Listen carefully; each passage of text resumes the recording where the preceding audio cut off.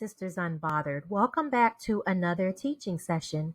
I'm your coach, Nikki Cates, and today we're diving deep into something that might make you a little uncomfortable, but I believe it needs to be said. I need to hear it, and you probably do too.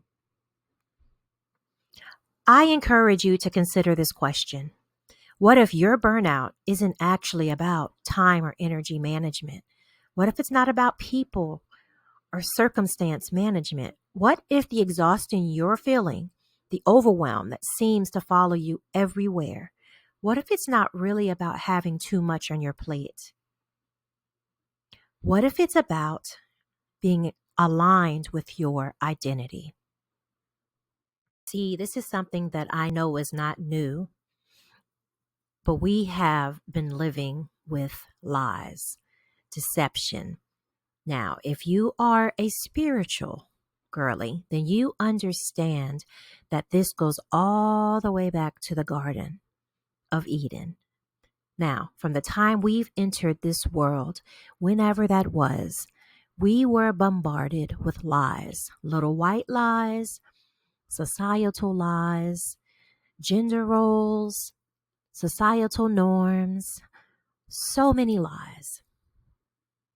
Specific to this situation, though, I want to talk about some of the lies that we are told, especially as adult women.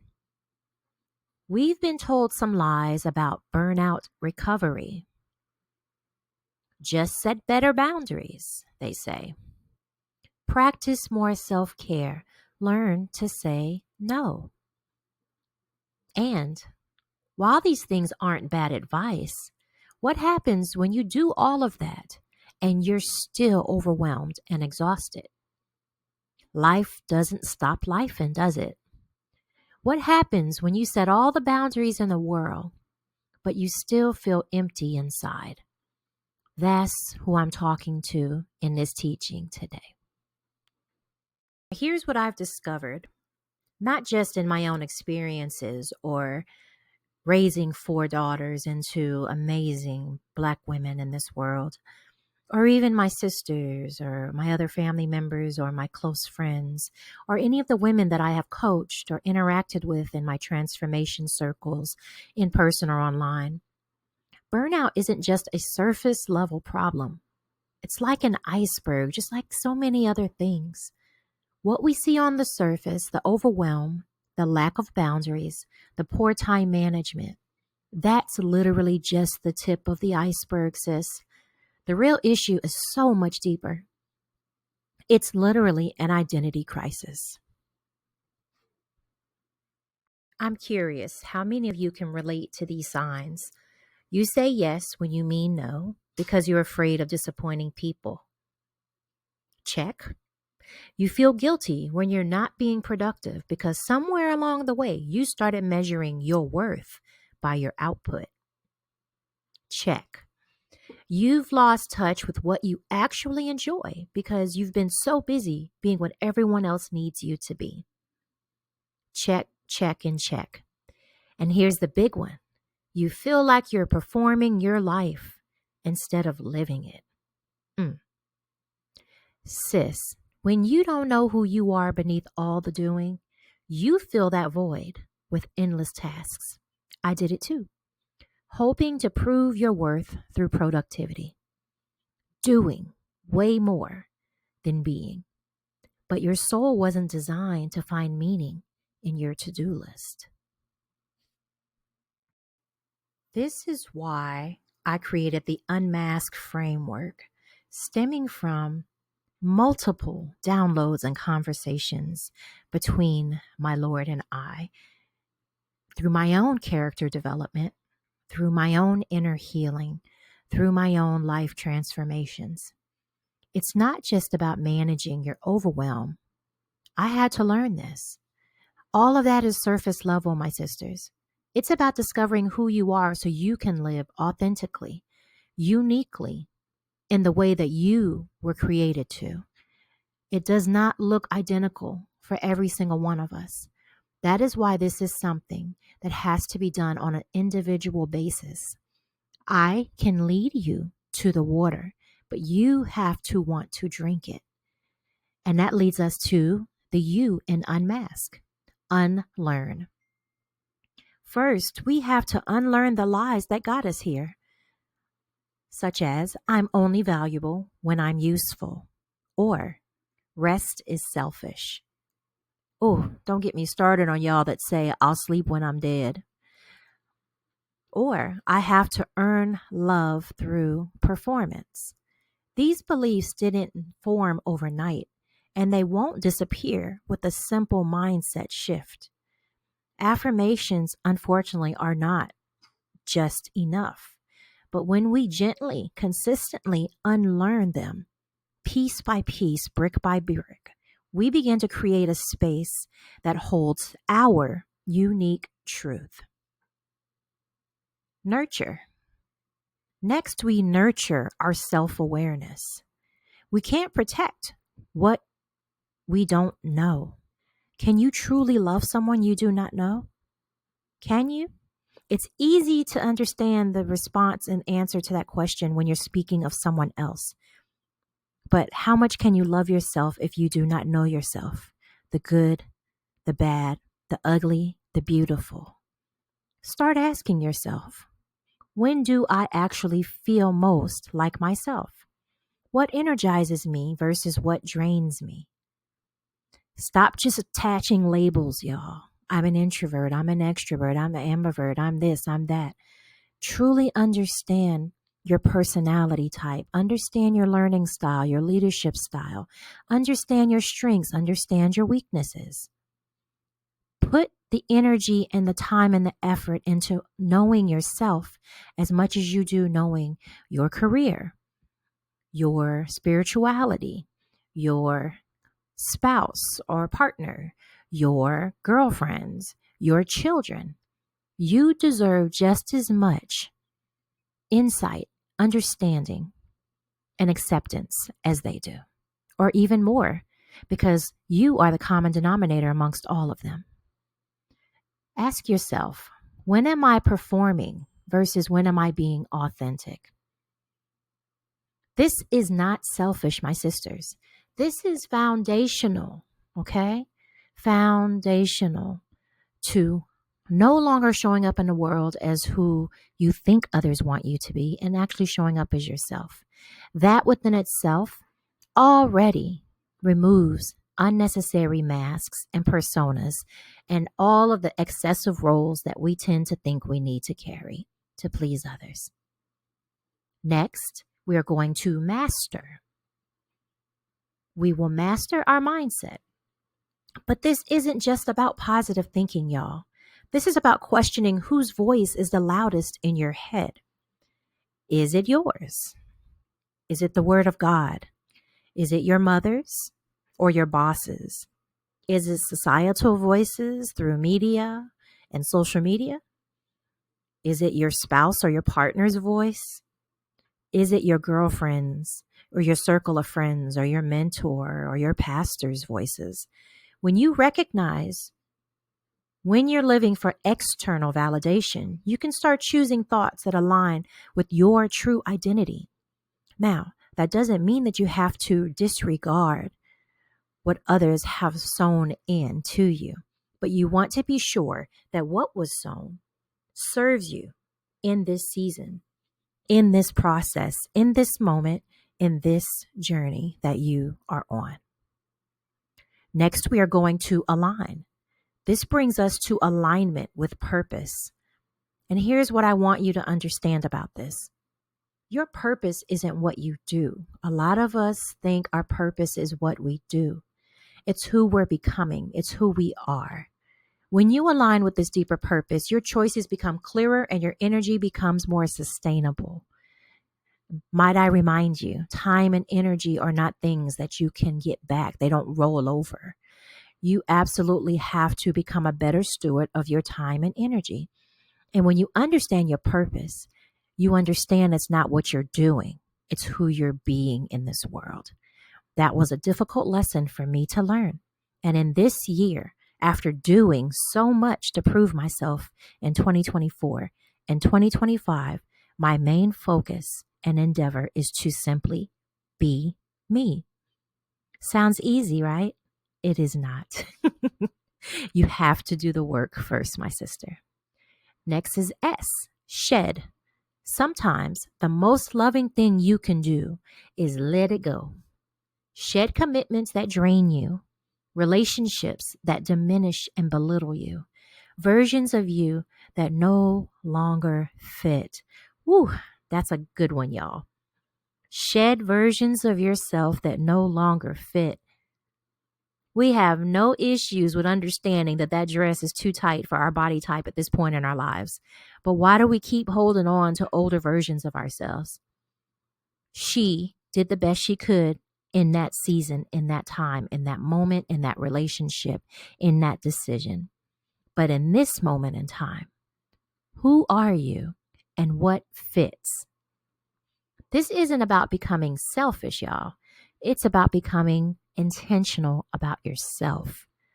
A lot of us begin to practice intentionality in our everyday lives, and it's usually external.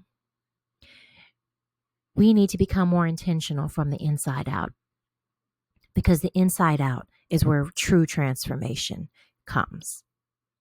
And the last is K for know. Finally, knowing your worth. Your worth was established before you achieved a doggone thing, before you took your first step, before you wrote your name for the very first time, before you held your fork or your spoon and ate your food all by yourself, before you helped anyone do anything, before you washed your first dish, before you swept your first floor, before you clocked in for your very first job at the very first time, before you proved anything to anyone, you were valuable. You were worthy. You are valuable simply because you exist. And let's keep it real.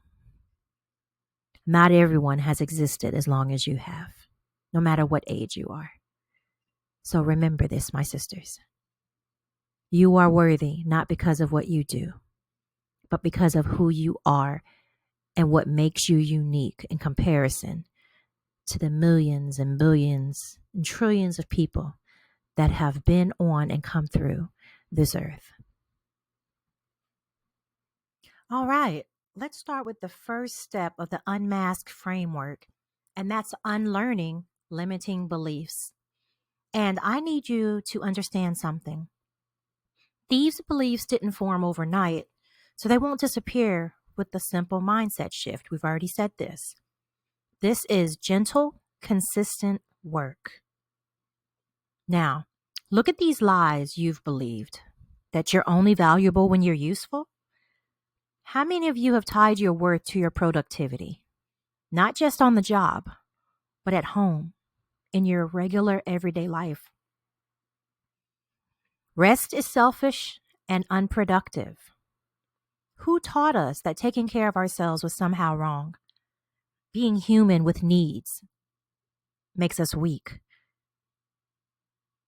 I have to earn love through performance. Listen to me carefully, my sister.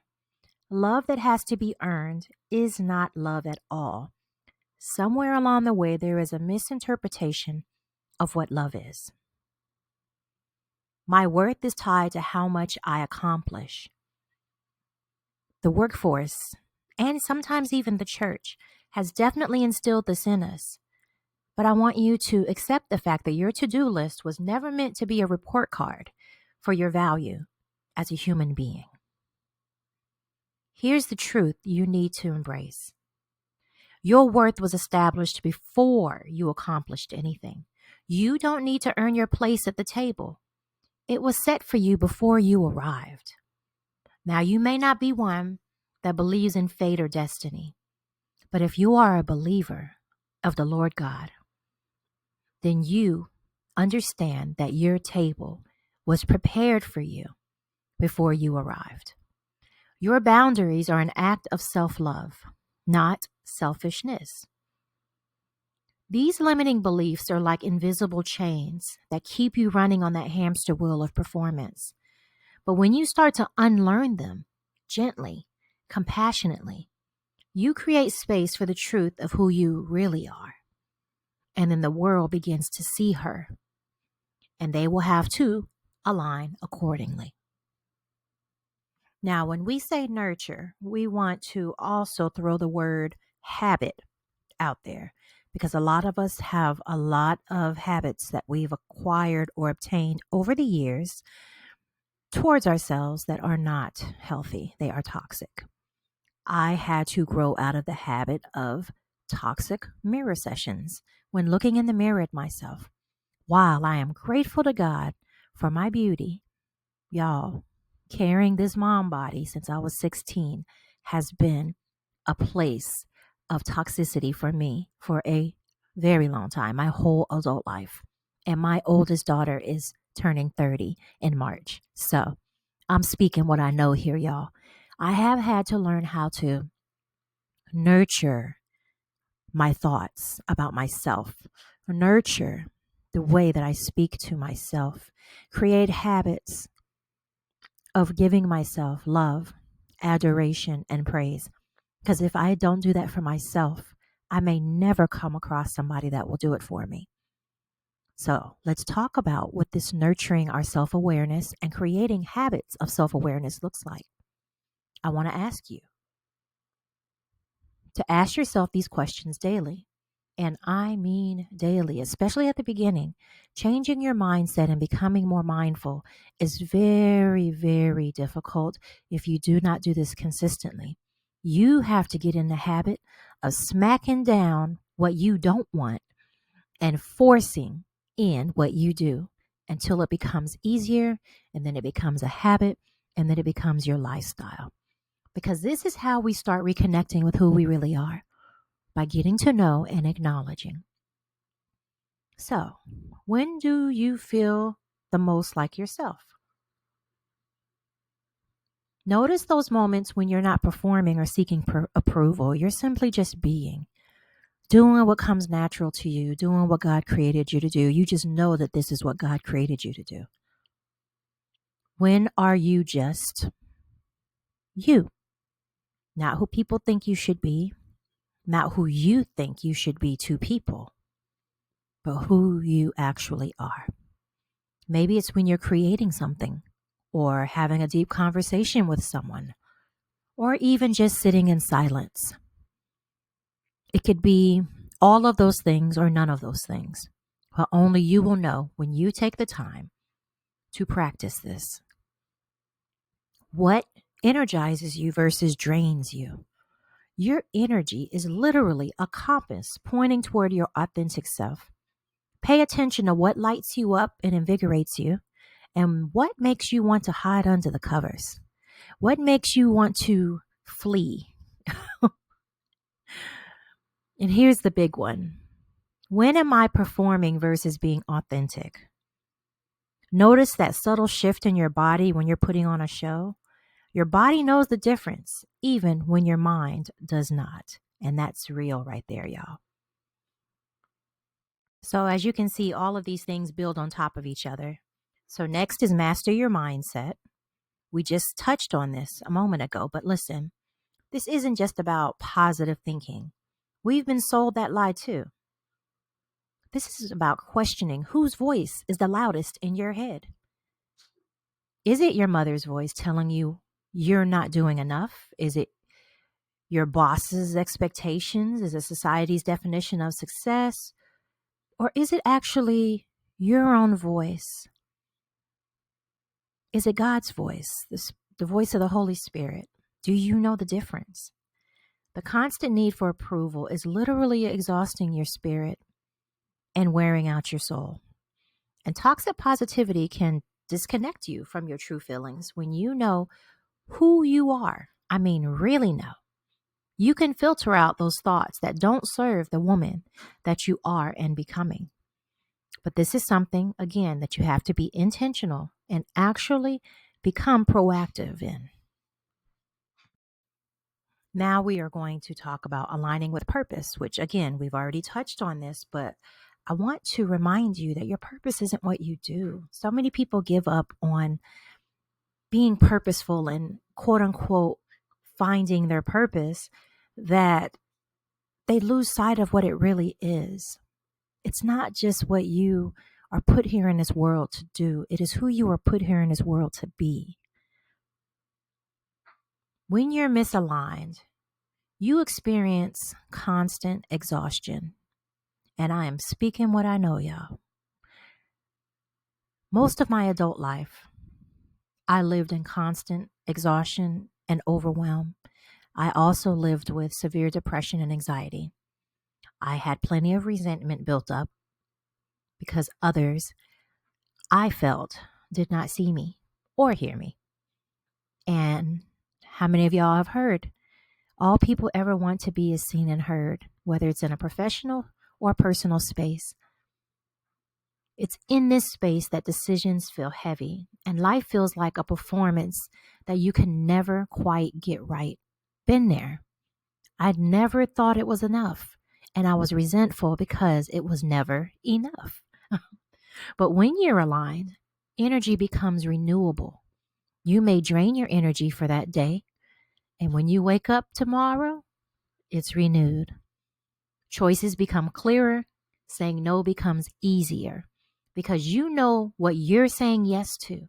You feel at home in yourself. That is so powerful. I'm going to say it again. You feel at home in yourself, whether that's in a relationship, whether that's in your career or your ministry, whether that's in a room full of millions of people.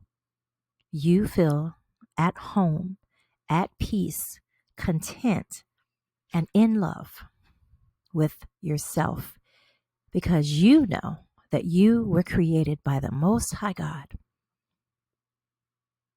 to be you, and no one else can stand in those shoes, no matter how hard they try. That's the difference between living someone else's life and living your own. We should all aspire to live our own lives and feel at home within ourselves.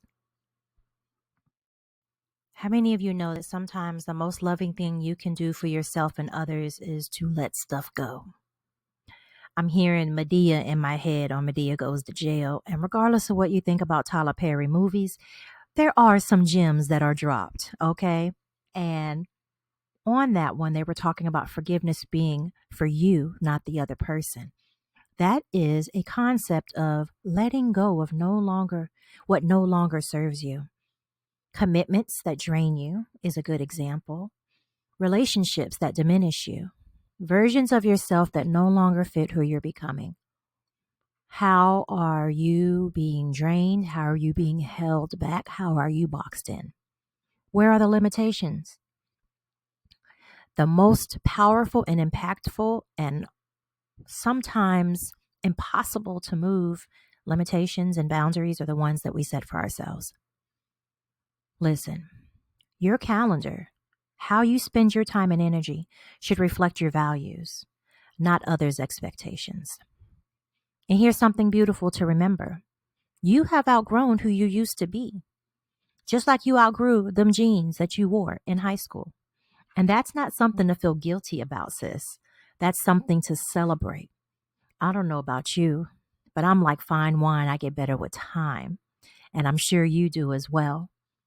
You deserve connections that celebrate your authentic self now in this season of your life, not relationships that require you to shrink back to who you used to be. That's what it looks like to shed what no longer serves you. Finally, and this is the heart of it all, y'all. This is bottom of the iceberg type stuff here. You need to know your worth. No one else is going to truly know your worth. They are only going to know what you give them to see.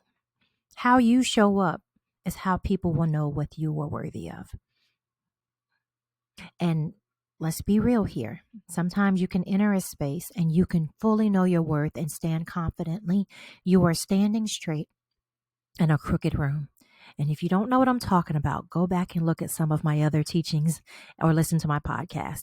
The crooked room analogy comes from Melissa Harris Perry's book, Sister Citizen. And it talks about Black women I'm going to say all women, to be honest with you, but especially Black, Indigenous, and other women of color. We have to learn how to stand straight in a crooked room. Our society is the crooked room, and we have to either do the work to understand what is the upright for us so that we no longer feel that we need to contort or assimilate to the crooked space. When you do the work to recognize what the crooked room is and your core, your authenticity, your identity is strong enough to withstand in that crooked space, you will then understand that you are 100% valuable as you are, 100% worthy because of who you are, not because of what you do, and 100% enough, more than enough. Before you achieved anything, before you proved anything, before you validated anything, before you helped anyone, your worth was established before you took your first breath. You don't earn it. You don't lose it. You don't have to maintain it. You are valuable simply because you exist. You are a woman. If you are a woman of a marginalized community, you have been blessed with your culture and your community's history. When you truly know this, not just in your head, but in your bones, your very being, all the way to the pit of your belly, sis, everything around you begins to change.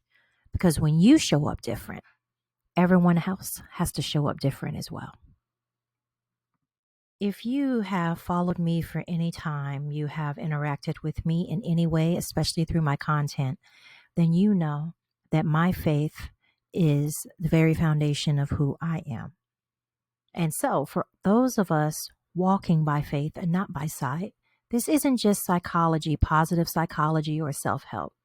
This is biblical truth rooted in who God says that we are. So if you will, for a moment, read these scriptures with me with conviction and just listen and see if they speak to your heart. Bring nourishment to your soul. Jeremiah 1:5 says, "Before I formed you in the womb, I knew you. Before you were born, I set you apart."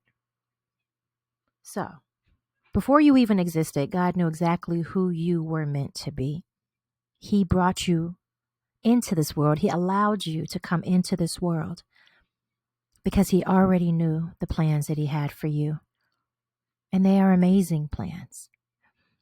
Psalm 139:14. "I praise you because I am fearfully and wonderfully made. Your works are wonderful. I know that full well."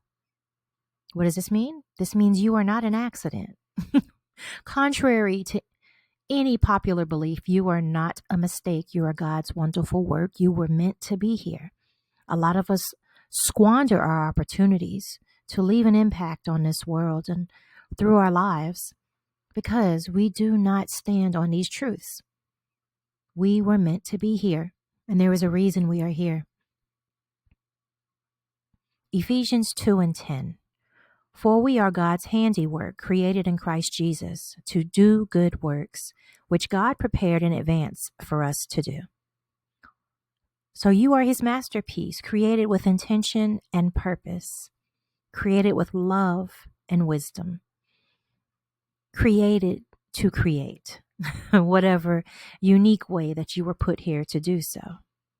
Your identity is rooted in God's love for you, not in your performance for others. Others reap the benefits of that. When you truly understand this truth, it becomes a foundation that no amount of criticism, rejection, or failure can shake you. You will be a tree deeply rooted and planted, and you will always bring forth fruit in the season that he has called for you. Sisters, we are almost to the end. Thank you for hanging in there with me.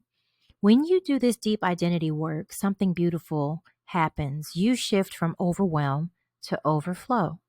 Overwhelm is living with a scarcity mindset, constantly performing for worth, constantly depleted, constantly running on empty, trying to prove you deserve to take up space. Overflow is living from abundance, my sisters. That's being authentically you, naturally generous, renewable energy because you're living in alignment who you were created to be. The shift happens when you know who you are, not who others need you to be, not who you think you should be, but who you actually are at your core. And when you begin to do the things like self-care and self-awareness and self-discovery and setting boundaries to protect yourself and all of those things, when you begin to do all of the things, but you do them from a place of self-alignment and God alignment, it's going to be a whole different game field to play on, sis. And you will be victorious every step of the way.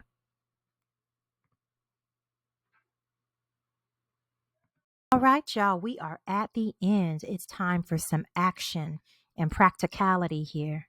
This week, I want you to do what I call the identity audit. These aren't surface level questions, y'all. These are brave questions that require honest answers. Now, don't forget, if you go back to Monday's blog post, there's also a downloadable version of questions for you to journal or ask yourself as you are taking personal time to ground yourself and to gain greater understanding and insight. Okay? So, but here, number one, who am I when I'm not being useful to anyone? I want you to sit on that one because I feel that just saying it. When you strip away all of the roles, all the ways you serve others, who are you? Number two, what would I do if I couldn't disappoint anyone? If there was zero risk of letting people down, what would you choose to do? That's good. Number three, when do I feel most alive and authentic?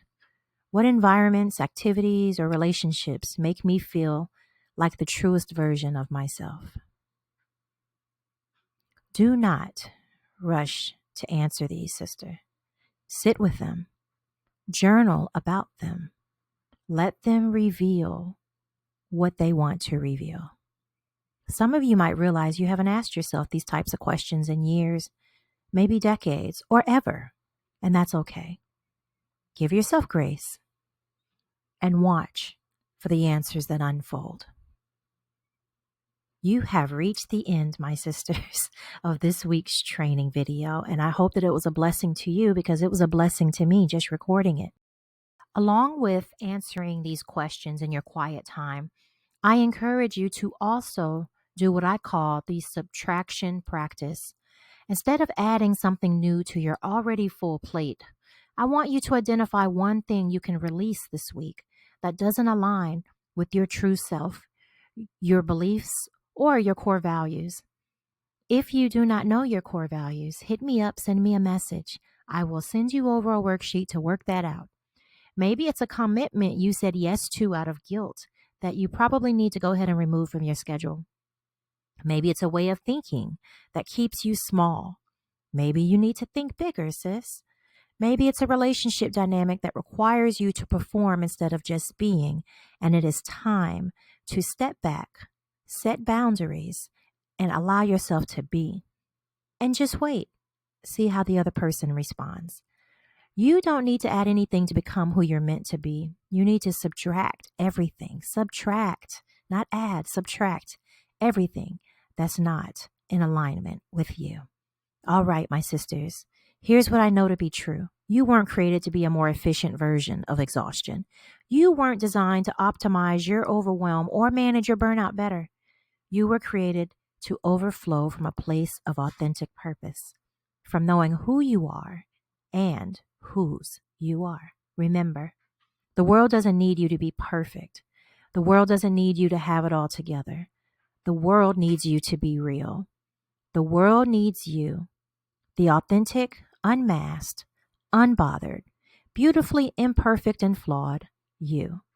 Until next time, keep unmasking, keep overflowing from that deep well of knowing who you are. Break up with burnout, and I'll see you in the community.